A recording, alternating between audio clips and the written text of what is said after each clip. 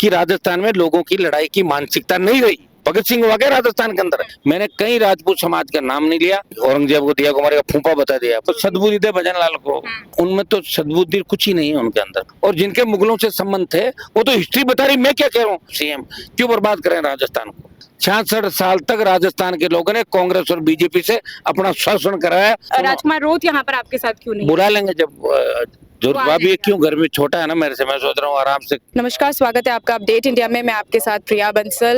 लगातार जो एसआई भर्ती परीक्षा का मामला राजस्थान में तूल पकड़ता जा रहा है। 2021 की ये भर्ती परीक्षा थी, लेकिन अभी तक भी रद्द नहीं हुई है और इसी को लेकर लगातार जो है नागौर से सांसद हनुमान बेनीवाल भी प्रदर्शन में जुटे हुए हैं। लगातार जो है आपको भी अब 18 से 19 दिन बीत चुके हैं, लगातार प्रदर्शन कर रहे हैं, आप भी इन युवाओं के साथ खड़े हुए हैं, पर अभी तक भी स्थिति जो है साफ नहीं है सरकार की तरफ से। क्या कहना है? सरकार नहीं चाहती कि किसी को क्रेडिट मिले और सरकार चाहती है कि जो फर्जी अंदर घुस गए और जो लड़ रहे हैं सड़कों, उनके भी लड़ाई करा दे और सरकार को कोई नुकसान नहीं हो।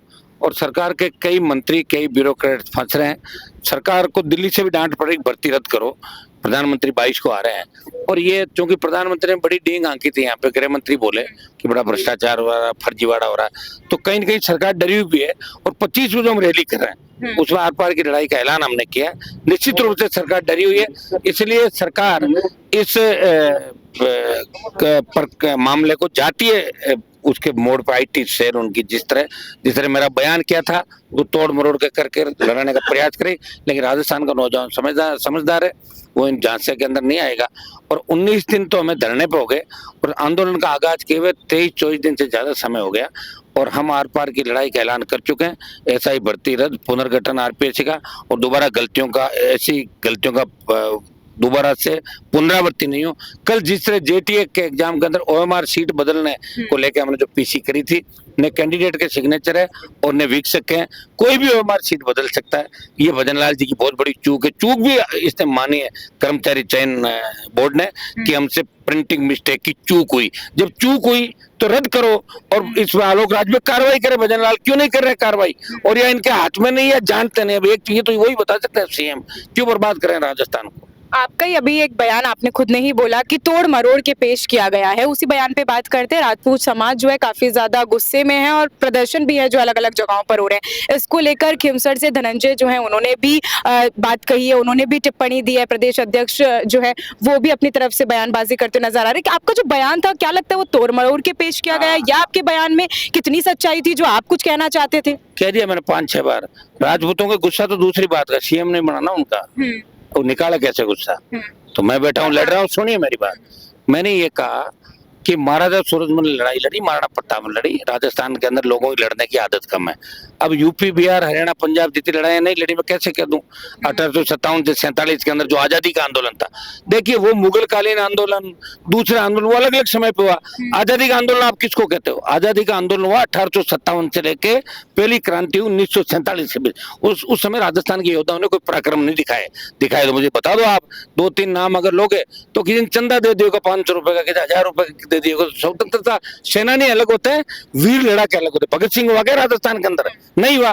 66 साल तक राजस्थान के लोगों ने कांग्रेस और बीजेपी से अपना शोषण करवाया। पहली पार्टी आरएलपी बनी राजस्थान में और अब बीएपी पार्टी बनी।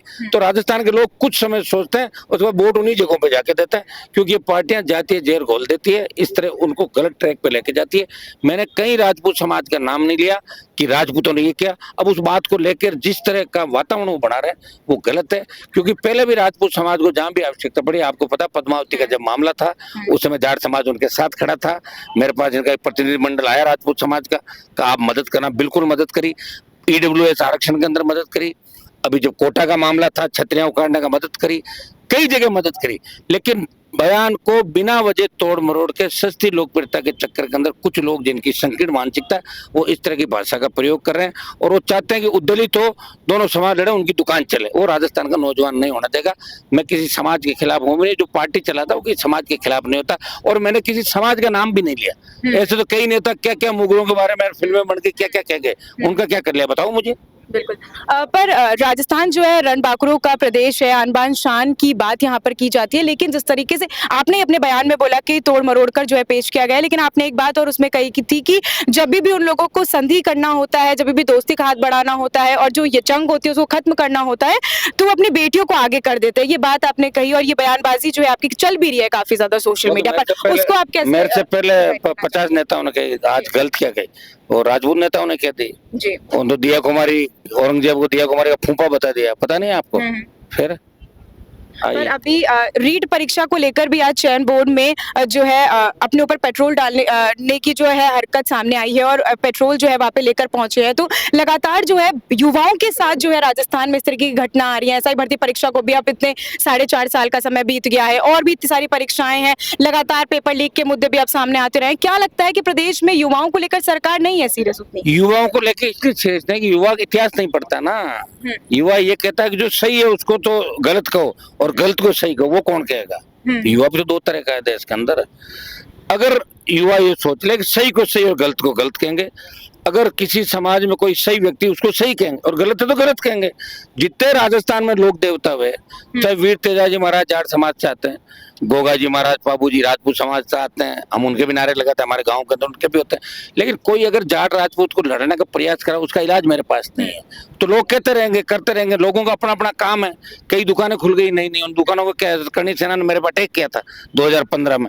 मैं चाहता तो वापस अटैक करवा देता इनके राजपूत मंत्रियों पर, नहीं करवाया मैंने। मैं जातीय विदेशता राजस्थान में नहीं फैलाना चाहता था, लेकिन गाड़ी के कांच फोड़वा के भी घर बैठ गया। मैं कोई कमजोर आदमी नहीं हूँ, ये गलतफहमी निकाल ले कोई भी कि हनुमान जी कमजोर है उनको डरा देंगे, यही बैठा हूं मैं। लेकिन मैं गलत को गलत और सही को सही कहूंगा। महाराणा प्रताप ने लड़ाई लड़ी, महाराज सूरजमल लड़ी, कुछ लोगों ने और लड़ाई लड़ी होगी, लेकिन जिन्होंने नहीं लड़ी और जिनके मुगलों से संबंध थे वो तो हिस्ट्री बता रही, मैं क्या कह रहा हूँ। हिस्ट्री में आप चेंज करा दो, मोदी जी आपके इतिहास से बदलवा दो, उनको बदलवा दो। अकबर कौन था, अकबर का नाम और रखवा दो, किसी का और रखवा दो, तो अपना आप हो जाएगा, बदलवा दो आप लोग। अभी यज्ञ भी यहाँ पर हो रहा है, तो उसको लेकर आपका क्या कहना है? क्योंकि लंबा साल सद्बुद्धि दे भजन लाल को, क्योंकि सद्बुद्धि नहीं है उनमें, ऐसा नहीं, उनमें तो सद्बुद्धि कुछ ही नहीं है उनके अंदर। पर्ची से बना हुआ आदमी कैसे हो गया आप बताओ मुझे? पर्ची खुली उनके नाम, ये तो एक मजाक हुआ उनके साथ। उनको खुद को ही छोड़ देना चाहिए कि पर्ची से सीएम बना वो व्यक्ति। उनको खुद को कोई नेता उनके नाम से वोट नहीं मांग राजस्थान का, कौन भजन लाल? इसको पीछे बिठाते थे ले जाके मंच पे, चेहरे तो आगे अलग होते थे। तो ये स्थिति थी, उनको खुद को शर्म आनी चाहिए कि वो राजस्थान को किस दिशा के अंदर ले जा रहे। अब तो हाईकोर्ट ने भी आलोचना दे दिया और साफ कह दिया है कि 26 तारीख तक अगर कोई फैसला नहीं आता है तो अब क्या कितना करता है, हाईकोर्ट को भी देख लेंगे अपने। क्या 26 तारीख आ जाए, उससे पहले हम रैली कर रहे हैं 25 तारीख को। हाईकोर्ट की बात करें, जब भजनलाल सरकार की बात करें या प्रदर्शन कर रहे हैं आप लोगों की बात करें, पर जो इस बीच में सब कुछ पिस जो रहा है वो युवा पिस रहा है। क्योंकि इस समय अगर वो अपनी पढ़ाई को छोड़कर यहाँ पर दिन रात प्रदर्शन कर रहा है तो कहीं ना कहीं युवा कहीं नहीं पिस रहा है। युवा सो रहा है अपने घरों में ऐसी कूलर चला के और मोबाइल देख रहा है। कहाँ युवा दिख रहा है क्या आपको? मैं लड़ रहा हूँ, कहाँ युवा? मैं लड़ रहा हूँ भाई राजस्थान के युवाओं की लड़ाई। 4 लाख तो जयपुर के अंदर बैठा है, आ तो नहीं रहे अपना 20,000, डरते हैं पुलिस से, मुकदमे से। युवा साथ नहीं, मैंने फिर क्या कहा कि राजस्थान में लोगों की लड़ाई की मानसिकता नहीं रही, नहीं कोई क्रांति हुई राजस्थान में। ये पहली पार्टी बनी 66 साल बाद। अब भारतीय आदिवासी पार्टी बनी, 2 ही पार्टियां बनी है। कितना ही कोई डेंगे हाँक ले, बकवास कर ले, सोचे, उससे फर्क क्या पड़ता है? जब उनके नेता ने पार्टी बनाई तब उन्होंने कौन सा साथ दिया था? नहीं दिया। एक सीट पे आके अटक गया था मामला। लड़ाई नहीं लड़ी राजस्थान के अंदर, नौजवानों ने कोई लड़ाई नहीं लड़ी, कोई क्रांति नहीं हुई। इसलिए नौजवान कांग्रेस बीजेपी को ही वोट डाल रहा है, वो अपनी ताकत नहीं पहचान रहा है। इस तरह उनको भटकना नहीं पड़े। अगर वो एक बार तीसरे मोर्चे की सरकार बना दे तो कांग्रेस बीजेपी दोनों का दिमाग ठीक हो सकता है। ये राजस्थान के नौजवानों को करना होगा खुद का भविष्य बचाने के लिए। आपने बहुत बार भारत आदिवासी पार्टी का नाम लिया, तो क्या लगता है कि भारत आदिवासी पार्टी आपके साथ है? क्यों यहाँ पर राजकुमार रोत यहाँ पर आपके साथ क्यों नहीं? बुला लेंगे जब जरूरत। ये क्यों गर्मी छोटा है ना मेरे से, मैं सोच रहा हूँ आराम से गर्मी के अंदर क्यों तकलीफ। छोटे भाइयों को मैं ध्यान रखता, मैं कह रहा हूँ तुम सब सो जाओ, मैं लड़ रहा हूँ, जब जरूरत होगी तो तुम बुला ले। शुक्रिया।